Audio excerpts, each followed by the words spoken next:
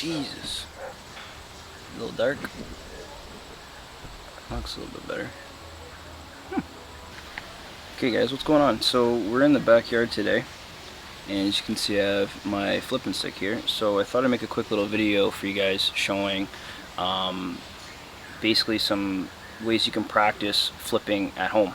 Flipping is a technique where you use some sort of a jig. This is a little tube I got tied on here, but use some sort of a jig or Texas rig bait with a very heavy hook, and what you're doing is you're flipping or penduluming the bait, swinging the bait into a area that you think would have a fish. So it may be an area with lily pads, it may be an area with mats, it may be an area with like tall grass, it could even be a deep area with heavy grass, but basically that's what it is. So what you're trying to do is you're trying to get through those mats and the vegetation with a heavy weight, and usually fish will sit in the undercut or at the bottom where the reeds of it are, because it's a little bit more spaced out, and they use the top of the leaves and whatnot for cover. So fish tend to hide in there in the dog days of summer. Basically the hottest days of the summer, fish will tend to retreat into that area because they're trying to find some shade. They're a little bit more lethargic. Let's say when it's really hot, it's not ideal situations for them to be eating. In those really hot days to try and catch fish, either you find majority of the time they'll either go deep or they'll go shallow in some sort of cover. Like I said, vegetation, mats, whatever it may be, some sort of thing like that. So when it comes to flipping, there is definitely a specific type of rod you want to use. You can start out with anything, but if you want to have the best tools for the trade, there are certain ways that you want to go. Definitely a heavy powered rod is 100% what you're going to need. This one that I've got here is a 7'5" Shimano Zodius. This is a heavy powered rod with a fast tip, so a fast action. You'll also want to have it paired with a very high speed reel. So this reel that I've got here is a Shimano Chronarch CI4 Plus, and the gear ratio on that is 7:6 to 1, so it's a very fast retrieve. So when I retrieve the bait in, it can come in much faster to be able to flip my way out of there.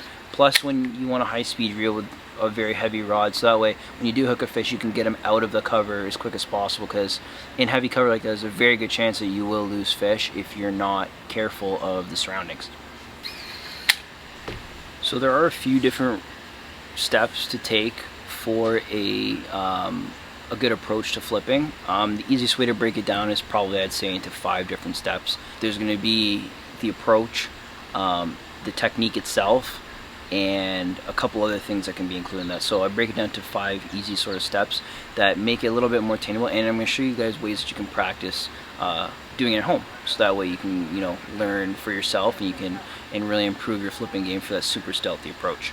First thing you're going to need is obviously your rod and reel. Hit the tree above me.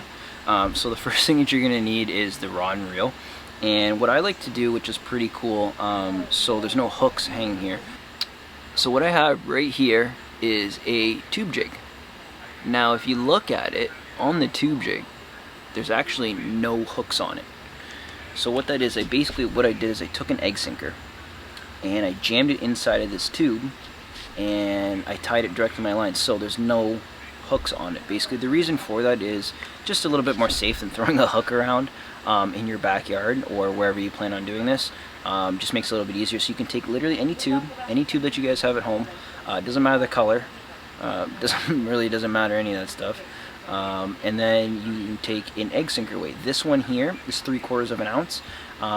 If you're just starting out, I would definitely suggest going heavier, so that way you can get the motion and the feel of what it's like to load the rod, and I'll explain that in a little bit.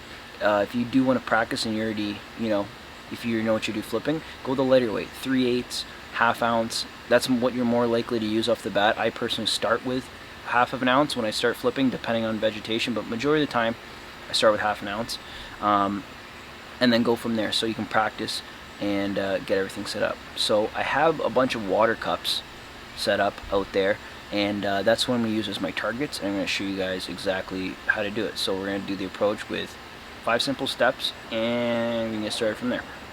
The first rule to keep in mind, without even flipping, going anywhere, is have a target that you want to fish, that you want to cast it. So have a target and make the first one count.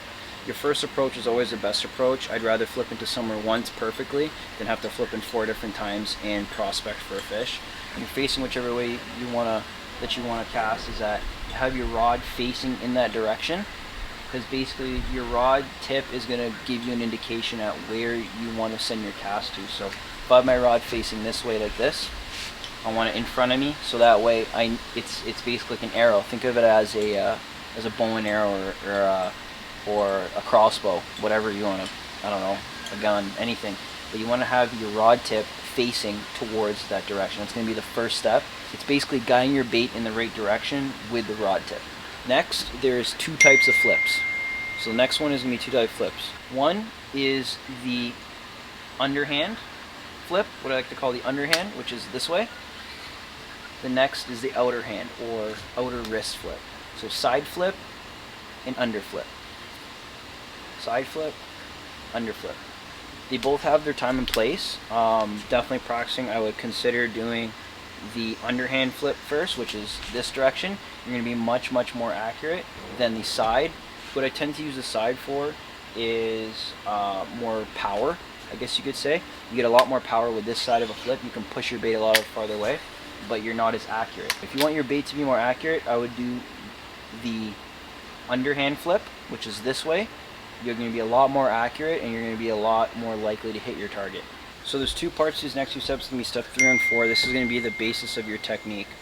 First part is your release.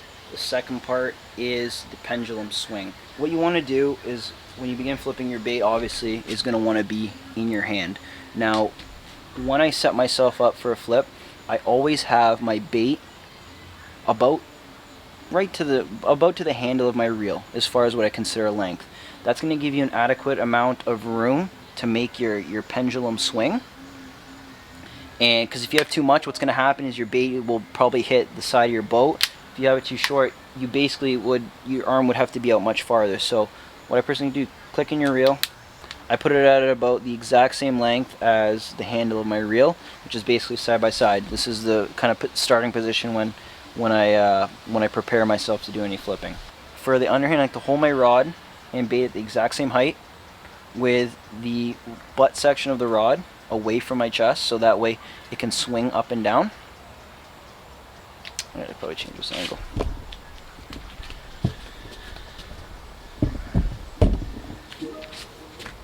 Okay, so we changed angles here just so I could show you guys. It'd be a lot easier. So you just want to have tension on it. So you think of it as just holding the bait. You don't want to throw it up and you don't want to swing it side to side.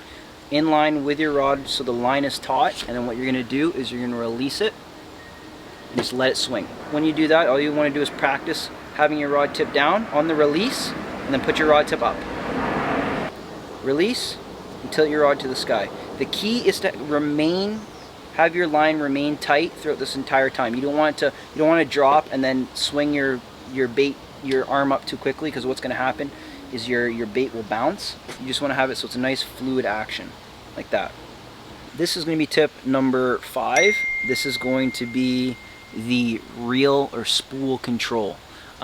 This is probably one of the most important parts, because, I mean, they're all important, but this one's going to prevent you from having backlashes and having issues where you're going to get bird's nests in your reels. This part's really straightforward, but it takes a little bit to master. I'm going to show you guys exactly how it's done. So we're going to click on our reel like this, and we're going to tilt up. Same thing. Now when our rod goes to the up position where it's facing the sky on our pendulum, we're going to release our finger off the spool, but we're not going to release it completely. We're going to what we call feathering it. So feathering it means we're just going to have our thumb slightly pressed on the spool or slightly touching the spool, still allowing line to come out, but at a slower speed. This is going to keep us from having a backlash, just like you would use on a regular bait caster if you used one before.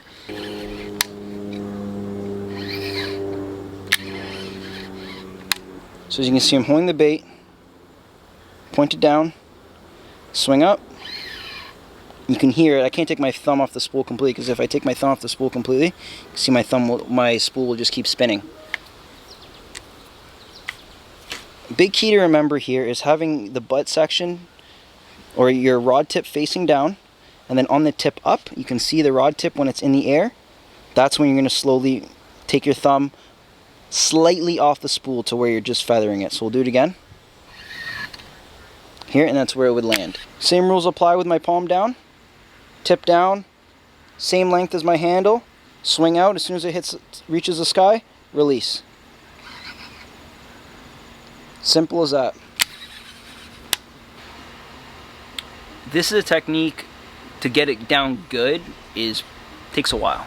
I'm not claiming to be an expert at it, but this is probably one of my favorite ways to fish, so I do fish it quite a bit. And I didn't get good overnight, honestly. I made a lot of mistakes trying to figure out how to do it.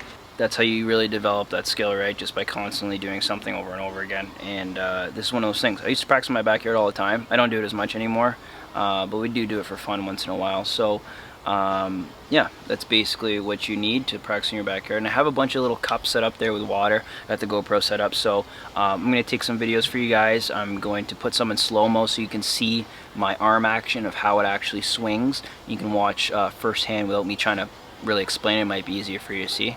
Go from there.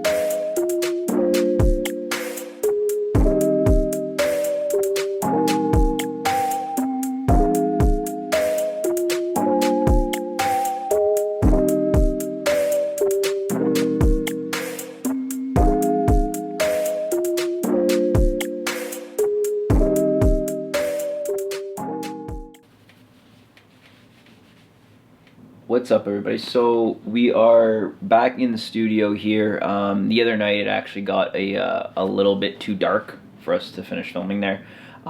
So I figured I'd just come back here and let you guys know what happened. So yeah, that was the basics of what I was showing you guys, how to do some flipping. And like I said, practice makes perfect. You really got to grind at this technique to get it, good to the point where you're not making a big splash, where you're dropping your bait in and whatnot. So just stick with it, practice it. It's really fun to do that stuff at home when you're just pitching into like water cups and stuff in the backyard if you got nothing else to do. It's a good way to practice in your off time when you're not fishing. Other than that, thank you guys for watching. I really appreciate it, and everyone that watches the video and likes it. Thank you guys so much. It's really cool that you guys are doing that. We have a lot more in store coming for the channel. Lots of cool stuff, man. Like steelhead season's coming up really soon. Same with salmon. That's in the fall. I got a lot of cool stuff planned that we're gonna do for that. Another thing, we're gonna be doing a lot of fall bass fishing. Perching's coming up too. We're gonna be doing some perch up north, and that gets really wild. So a lot more cool videos coming, and I just want to say thank you to everybody that just even watches these to begin with. It's really cool that you guys are supporting what I do and what I love to do. I love to fish, and I love to share and teach and create and show everything that I'm about when I love to fish. I love to make everything look a little bit more creative. Yeah, I'd love to do this, and I just really want to thank you guys for watching all of these videos that I've posted so far, and there's many more to come. So stay tuned. Subscribe if you like to see more cool content, tips and tricks, how to do certain fishing techniques, and just really fun, interesting fishing trips in general. If you guys are into that, subscribe, hit the like button, and always remember, stay freshy.